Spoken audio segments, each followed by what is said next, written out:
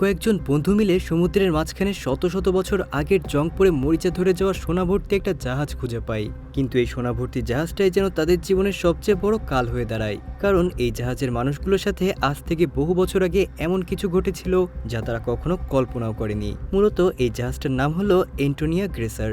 1962 সালে একদিন মাঝ সমুদ্রে এই জাহাজে হাজার হাজার মানুষ পার্টি আর নাচ গান করে সময় কাটাচ্ছিল। দেখে মনে হচ্ছিল এই জাহাজের মানুষগুলো যেন পৃথিবীর সবচেয়ে সুখী মানুষ। তো এই পার্টিতে ক্যাটি নামের একটা ছোট্ট কিউট মেয়েও আছে। পার্টিতে তার একদমই ভালো লাগছে না, তাই একটা জায়গায় বসে এসে পাজল সলভ করতে থাকে। আর কিছুক্ষণ পরে জাহাজের ক্যাপ্টেন এসে ক্যাটির মন খারাপ দেখে তার সাথে ডান্স করতে শুরু করে।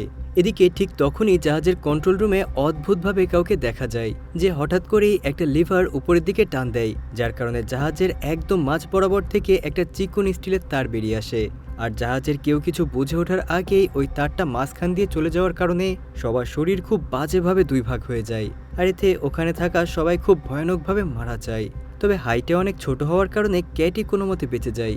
সে কিছু বুঝতে না পেরে তার সাথে ডান্স করতে থাকা ক্যাপ্টেনের দিকে তাকিয়ে দেখে তার মুখ দুই ভাগে ভাগ হয়ে গেছে। আর এই বীভৎস চেহারা দেখে ক্যাটি ভয়ে চিৎকার করে ওঠে। এরপর ওই জাহাজের মানুষগুলোর সাথে ঠিক কী হয়েছিল তার কেউ কখনোই জানতে পারেনি।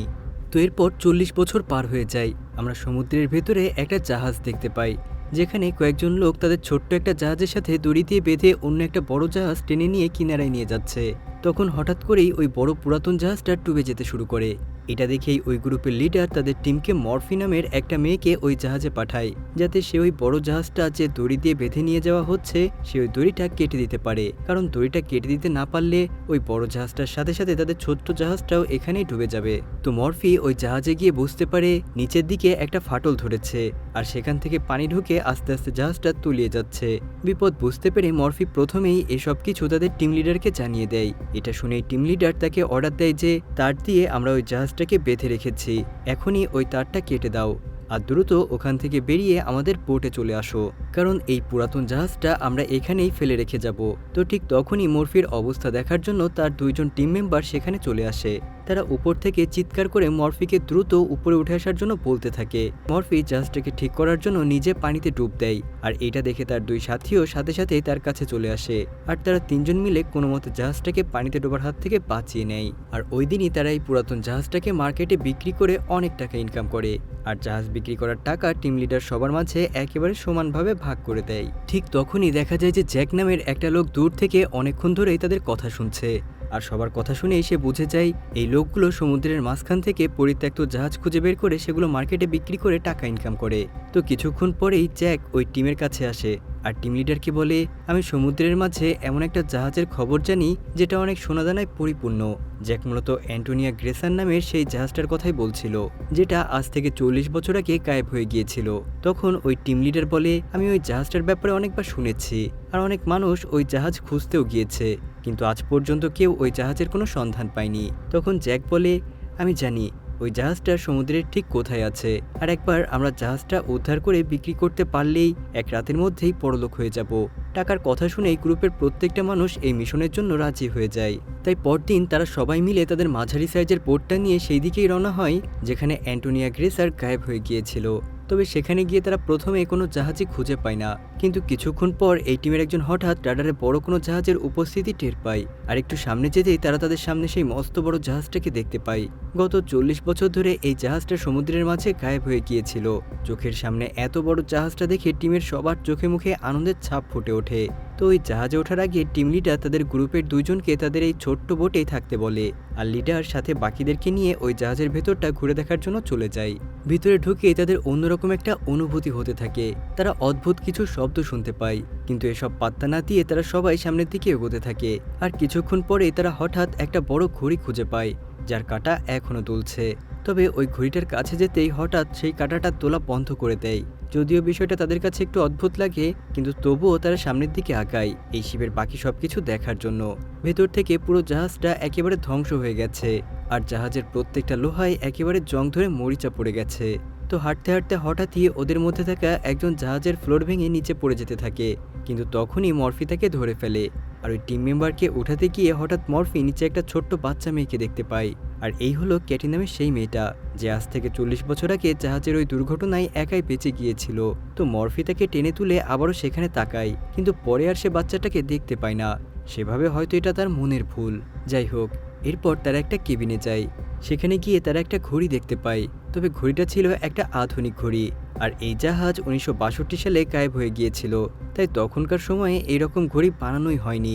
তখন ক্যাপ্টেন বলে যে আমাদের আগেও এখানে হয়তো কেউ এসেছিল, আর এই ঘড়িটা হয়তো তারই। এরপর ক্যাপ্টেন তাদের সবাইকে বলে আমাদের এখন বিশ্রাম নেওয়া উচিত, সকাল হলেই এই জাহাজকে আমরা আমাদের সাথে নিয়ে যাব। এটা বলেই তারা আবার বোটে ফিরে আসে। জাহাজ থেকে ফিরে এসে মরফি বেশ চুপচাপ হয়ে যায়। তো জ্যাক তার কাছে মন খারাপের কারণ জিজ্ঞাসা করলে সে ওই ছোট্ট বাচ্চা মেয়েটার কথা খুলে বলে। জ্যাক ব্যাপারটা বিশ্বাস করে না। সে বলে সমুদ্রের মাঝখানে হয়তো তোমার হ্যালুসিনেশন হয়েছে।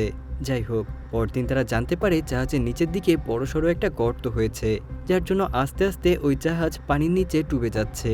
তাই জাহাজকে কোনোভাবেই টেনে নিয়ে যাওয়া সম্ভব না। তাই তারা ঠিক করে আগামী 3 দিনের মধ্যে ওই জাহাজের গর্ত ঠিক করে তারপর সেটাকে নিয়ে যাবে। আর তাই তারা সবাই মিলে কাজে নেমে পড়ে। কাজ করতে করতে মরফি একটা সুইমিং পুলের কাছে যায়, আর সেখানে সে অনেকগুলো পুলেট দেখতে পায়। তো যখন সে সুইমিং পুল থেকে উপরে উঠতে চায়, ঠিক তখনই সে আবারও ক্যাটিকে দেখতে পায়, আর ভয় পেয়ে সে নিচে পড়ে যায়। তো এতে তার মাথা থেকে একটু রক্ত বের হয়। তবে এখানে আমরা দেখতে পাই সেই সুইমিং পুল তার রক্ত শুষে নিচ্ছে। তখনই সেখানে জ্যাক এসে তাকে উপরে উঠায়, আর তারা সেখান থেকে চলে যায়। তবে তারা চলে যাওয়ার পর পুরো সুইমিং পুল একেবারে রক্তে ভরে যায়। সেই সাথে ওই রক্তে অনেকগুলো মৃতদেহ ভাসতে দেখা যায়। এদিকে ক্যাপ্টেন একটা কেবিনে ওয়াইনের গ্লাস দেখতে পায়। সে যখনই ওটা খেতে যাবে, ঠিক তখনই সামনের আয়নায় সে ওই জাহাজের আগের ক্যাপ্টেনকে দেখতে পায়, যে কিনা 1962 সালেই মারা গিয়েছিল। এটা দেখে তো সে প্রচণ্ড ভয় পেয়ে গ্লাসটা ফেলে দেয়। অন্যদিকে জ্যাক আর মরফি একটা দরজা খুলে দেয়, যেখান থেকে এত বেশি পানি আসে যে তারা পড়ে যায়। আর ঠিক তখনই ওই দরজাটা নিজে নিজেই বন্ধ হয়ে যায়। এরপর তারা ওখান থেকে কোনো মতে আরেকটা কেবিনের ভেতর যায়। সেখানে রাখা কয়েকটা বক্সের ওপর মরফির নজর পড়ে। সে ওই বক্সগুলো খুলে দেখে তার মধ্যে অনেক সোনা আছে। মরফি তখন তার দলের বাকি সদস্যদের এখানে ডেকে আনে। তো ওখানে সোনায় ভরপুর মোট 10টা বক্স ছিল। এত বেশি সোনা দেখে তারা আনন্দে আত্মহারা হয়ে যায়। তখন ওখানে থাকা তাদের দলের আর একটা লোক বলে এই জাহাজে কিছু একটা গন্ডগোল রয়েছে। আমি এখানে কোনো মহিলার গান গাওয়ার আওয়াজ শুনতে পেয়েছি। কিন্তু বাকি সবাই তার কথায় বেশি একটা গুরুত্ব দেয় না, কারণ তারা অনেক লোভে পড়ে গিয়েছিল। তারা ঠিক করে এই সোনা নিয়ে তারা তাদের বোটে ফিরে যাবে। এত সম্পত্তি পাওয়ার পর এই জাহাজকে এখান থেকে নিয়ে যাওয়ার কোনো মানেই হয় না। তো তারা যখন ওইসব সোনা তাদের বোটে নিয়ে সেখান থেকে চলে যাবে, তখন তারা দেখতে পায় তাদের বোটের গ্যাস কেউ লিক করে দিয়েছে। ঠিক তখনই মরফি সেই বাচ্চা মেয়েটাকে দেখতে পায়, যে তার দিকেই দৌড়ে আসছে আর তাকে কিছু একটা নিষেধ করার চেষ্টা করছে। ঠিক তখনই সেখানে একটা ছায়া এসে তাকে ধরে নিয়ে যায়। এরপর ওই দলের একজন ইঞ্জিন অন করতেই সেখানে বড় একটা বিস্ফোরণ ঘটে, আর সেখানে সে মারা যায়। মরফি এবার বুঝতে পারে আসলে ওই বাচ্চাটা এইটাই বলতে চেয়েছিল। তাই সে ওই বাচ্চাটার প্রতি আরও বেশি কিউরিয়াস হয়ে যায়, আর ওই বাচ্চাটার সম্পর্কে জানার জন্য চেষ্টা করে। তখন সে ওখানকার জিনিসপত্র ঘেটে একটা প্যাসেঞ্জারের লিস্ট বের করে, আর সেখান থেকে সে বুঝতে পারে ওই বাচ্চাটার নাম ক্যাটি। তারপর সে খুঁজে খুঁজে ক্যাটির রুম পর্যন্ত পৌঁছে যায়, আর সেখানে গিয়ে সে ক্যাটির কঙ্কালকে ঝুলে থাকতে দেখে। মরফি বুঝে যায় যে এতক্ষণ পর্যন্ত সে যে মেয়েটাকে দেখছিল সেটা আসলে ক্যাটিরই আত্মা। ঠিক তখনই আমরা দেখতে পাই ক্যাপ্টেন একটা রুমে বসে আছে, আর ঠিক তখন তার সামনে ওই জাহাজের আগের ক্যাপ্টেনের আত্মা চলে আসে। সে তাকে একটা ছবি দেখায়, যেখানে লরেলি নামের একটা জাহাজকে দেখা যায়। সে তাকে বলে আজ থেকে অনেক বছর আগে 1962 সালে আমরা এই জাহাজটাকে রেস্কিউ করেছিলাম। এই জাহাজের ভেতরেই ওই সোনাগুলো ছিল, যেগুলো আমরা আমাদের জাহাজে নিয়ে এসেছিলাম। কিন্তু এর ঠিক 2 দিন পর আমাদের জাহাজ সারা জীবনের জন্য গায়েব হয়ে গিয়েছে। এরপর সে ওই ক্যাপ্টেনকে আরেকটা ছবি দেখায়। তখন আমরা দেখতে পাই ওই ছবিটা দেখে ক্যাপ্টেনের মুখ ভয়ে লাল হয়ে গিয়েছে। ওই ছবিটা আসলে কি ছিল তা আমরা একটু পরেই জানতে পারবো। এদিকে মরফি ক্যাটির আত্মার সাথে বসে আছে। তখন ক্যাটির আত্মা তাকে বলে এই জাহাজের মধ্যে হাজার হাজার মানুষের আত্মাকে বন্দি করে রেখেছে একটা ডেভিল, কারণ তার অনেক আত্মার প্রয়োজন। যখন সে তার প্রয়োজনীয় সংখ্যক আত্মা পেয়ে যাবে, তখনই সে ক্যাটির আত্মাকে মুক্ত করে দেবে। ক্যাটি আর কিছু বলার আগেই অন্য একটা আত্মা এসে তাকে সেখান থেকে নিয়ে যায়। ক্যাটি তখন চিৎকার করে মরফিকে যত দ্রুত সম্ভব এই জাহাজ থেকে চলে যেতে বলে। আসলে এটাই সেই ভয়ানক আত্মা যে তাদের সাথে এই ভয়ানক খেলা খেলছে। অন্যদিকে ক্যাপ্টেন সত্যিটা জানাতে সবাইকে খুঁজতে শুরু করে, কিন্তু হঠাৎ করেই সেখানে তাদের সাথে থাকা সেই চলে যাওয়া লোকটা চলে আসে, যে কিছুক্ষণ আগে আগুনে পুড়ে মারা গিয়েছিল। ওদিকে আবার সেই গায়িকার আত্মা মরফিদের টিমের অন্য একজনকে ভুলিয়ে ভালিয়ে একটা জায়গায় নিয়ে গিয়ে উঁচু একটা জায়গা থেকে তাকে নিচে ফেলে দেয়, আর সে সেখানেই মারা যায়। আর এটা ছিল সেই গায়িকা যে ওই পার্টিতে গান গাইছিল, আর এই গানের শব্দই ওই লোকটা বারবার শুনতে পাচ্ছিল। যাই হোক, মরফি খুঁজতে খুঁজতে সেই ক্যাপ্টেনকে পেয়ে যায়, কিন্তু ক্যাপ্টেন মরফির মধ্যেও সেই মৃত আত্মাকে দেখতে পায়, তাই সে মরফিকে মারার চেষ্টা করে। অনেক কষ্টে মরফি সেখান থেকে কোনো মতে বেঁচে যায়। আর ওখানে থাকা বাকিরা সবাই মনে করে যে ক্যাপ্টেন হয়তো তার বোধ শক্তি হারিয়ে ফেলেছে, এজন্য সবাই তাকে একটা লোহার পানি ভর্তি কেবিনে বন্ধ করে রাখে। তারপর মরফির কথা মতো সবাই তাদের ভেঙে যাওয়া বোটটা ঠিক করতে থাকে। কিছুক্ষণ পর মরফি আবারও ক্যাটিকে দেখতে পায়। আসলে ক্যাটি খুব ভালো আত্মা ছিল, তাই আসল সত্যিটা দেখানোর জন্য সে মরফিকে সেই রাতের পার্টিতে নিয়ে যায় যেদিন তাদের মেরে ফেলা হয়েছিল। তখন আমরা দেখতে পাই সেদিন রাঁধুনিরা সমস্ত খাবারে বিষ মিশিয়ে দিয়েছিল, যার জন্য জাহাজের অনেক যাত্রী মারা যায়। জাহাজে থাকা একটা দল এই সমস্ত কাজগুলো করছিল। এই দলটা সুইমিং পুলের কাছে থাকা সমস্ত যাত্রীকে গুলি করেও মেরে ফেলে। মরফি এজন্যই সেখানে খালি বুলেট খুঁজে পেয়েছিল। এমনকি তারা ক্যাটিকেও মেরে তার রুমে ঝুলিয়ে দিয়েছিল। সবকিছু তারা করেছিল এই জাহাজটাকে নিজেদের দখলে নেওয়ার জন্য। এরপর ওই দলটা সেই সোনার কাছে পৌঁছে যায়, কিন্তু সেই সময়ে ওই সিঙ্গার যে পার্টিতে গান গাচ্ছিল সে ওই দলের মধ্যে থেকে একজনকে সিডিউস করে তাকে দিয়েই সবাইকে মেরে ফেলে। আর তারপর ওই সিঙ্গার মেয়েটা তাকেও মেরে ফেলে। ওই সিঙ্গার মনে করে এখন সব সোনা হয়তো তার হয়ে গিয়েছে, কারণ এই জাহাজে আর একটা লোকও বেঁচে নেই। আর ঠিক তখনই এখানে সেই লোকটা চলে আসে যে এই সব প্ল্যানের মাস্টার মাইন্ড, যে কিনা এই সোনাকে পাওয়ার জন্য এসব প্ল্যান করেছিল। সে এসেই ওই সিঙ্গারকেও মেরে ফেলে। এরপরেই মরফি ওই লোকটার চেহারা দেখতে পায়, যেটা দেখে মরফি অবাক হয়ে যায়। আসলে ওই লোকটার কেউ না, বরং জ্যাক ছিল, যে তাদেরকে এখানে ভুলিয়ে ভালিয়ে নিয়ে এসেছে। আসলে সে কোনো মানুষ ছিল না, সে হলো একটা ডেভিল। সে সব আত্মাকে একসাথে জড়ো করে তাদেরকে নিয়ে কাজ করে। মূলত সে শয়তানের হয়ে কাজ করে। এসব দেখে মরফি বুঝতে পারে যে তাদের ক্যাপ্টেনের আসলে কোনো দোষ নেই, তাই সে তাকে বাঁচাতে দৌড়ে সেখানে যায়। কিন্তু গিয়ে দেখে যে ক্যাপ্টেনও মারা গিয়েছে। তখন সে ক্যাপ্টেনের হাতে ওই ছবিটা দেখতে পায়, যেটা জ্যাকেরই ছিল। তো মরফি তার সাথে থাকা আর একজনকে জ্যাকের সম্পর্কে বলতে চায়, কিন্তু একটু পরেই তার সামনে জ্যাক চলে আসে। তাকে দেখে মরফি এমন ভান করে যেন সে জ্যাকের ব্যাপারে কিছুই জানে না। তখন সে অন্য সঙ্গীকে খুঁজতে থাকে, যে কিনা তখন পানির নিচে তাদের বোট ঠিক করতে গিয়েছিল। কিন্তু সেখানে সে মেশিন রুমে আটকে পড়ে যায়, আর হঠাৎই সেখানে ইঞ্জিন চালু হয়ে সে সেখানেই মারা যায়। অপরদিকে জ্যাক অলরেডি বুঝে গিয়েছে যে সবাই তার ব্যাপারে এখন জেনে গিয়েছে, তাই সে মরফির সাথে থাকা একমাত্র সঙ্গীকে মারার জন্য সেখানে যায়, কিন্তু সে জ্যাককেই গুলি করে দেয়। এরপর সে মরফির কাছে এসে বলে যে জ্যাক মারা গিয়েছে। মরফি তখন পুরো জাহাজে বোমা লাগিয়ে দেয়, যাতে পরবর্তীতে কেউ ধোঁকা খেয়ে এই জাহাজে না আসতে পারে। কিন্তু তার সাথে থাকা ওই লোকটা তাকে লোভ দেখায় আর বলে, যদি আমরা এই জাহাজটাকে উড়িয়ে দেই তাহলে ওই সোনাগুলো সব পানির নিচে চলে যাবে। কিন্তু মরফি কোনো কথাই শোনে না। সে বলে, এই সোনাগুলো দিয়ে মানুষকে লোভ দেখানো হয়, তাই এগুলোই আগে ধ্বংস করে দিতে হবে।